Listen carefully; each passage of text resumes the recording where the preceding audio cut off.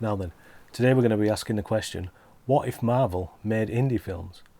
Well, first of all, who says they don't? The definition of and common perception of what is an indie film in 2024 is so twisted that people were arguing the $200 million Barbie movie was actually an independent film. Why?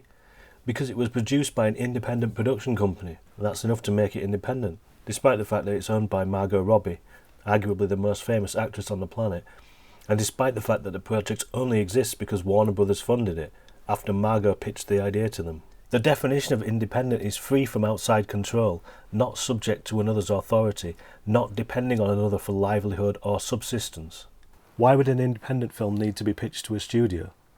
Saying that dependency is independent is like saying that this guy can fly because he jumped out of a window. That's not flying, that's falling with style. But back to Marvel and the multiverse. One of the most appealing things about the MCU is that though they're entertaining as a singular viewing, they're even more rewarding when watched as a whole, because we get to see the universe expand and learn more about it as we weave our way through the various timelines and narratives involved in it. It makes the whole thing more interactive, I guess, like collecting trading cards or trying to eat a porcupine, depends which side of the fence you sit on. But what would this sort of cinematic universe look like in the hands of a truly independent filmmaker, or filmmakers? Something like this. Back in 2020, 922 Films, led by Dan Lotz, released their first feature film, Chlorine, direct to YouTube. It was a meditative slow burn of a film about a hitman drawn out of retirement with the prospect of being reunited with his long-estranged sister, but when he's forced to kill her fiancé, his situation becomes infinitely more complicated. Upon its release, Dan Lotz began promoting the film across social media as an improv film, which may have led some to dismiss it as some sort of mumblecore clone, a subgenre that's sadly maligned for some strange reason. I may be the voice of my generation. But those brave enough to give it a go were met with something entirely different.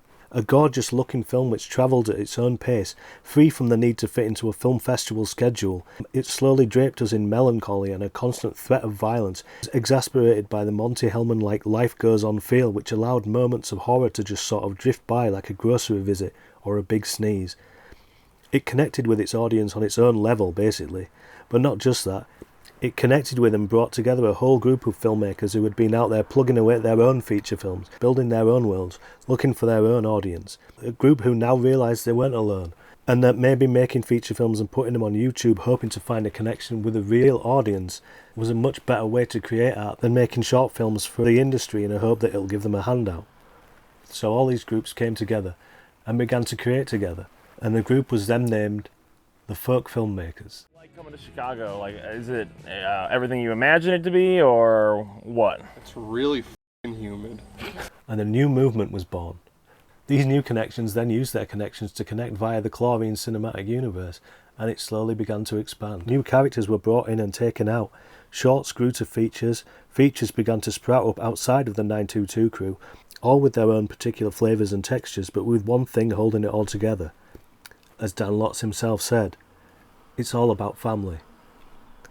The family you make and the family you keep. So there you have it. If Marvel made indie films, they would look like the Fast and Furious franchise. If Marvel made indie films, it would look like these. The focus on connecting strands would be less about reimagining old narrative superstrings and more about finding humanity's heartstrings, being pulled and tugged, fraying, snapping, reconnecting, giving, taking, hoping, loving. This is what a universe free from dependency can do. This isn't about falling with the style, it's about learning what yours is and how to stand up with it, and who stands up with you when you do. Will you? Because there's still time. Phase 1 of the Chlorine cinematic universe hasn't finished yet. As our heart rates finally return to normal after the incredible little black submarines, we wait with bated breath for the final chapter. Chlorine kills. The Avengers assemble of the Chlorine world, which promises to tie all of these strands together in one heartbreaking finale. So what are you waiting for? All of these fantastic films are free to watch and linked in the description. Get the popcorn and get caught up before the kill drops.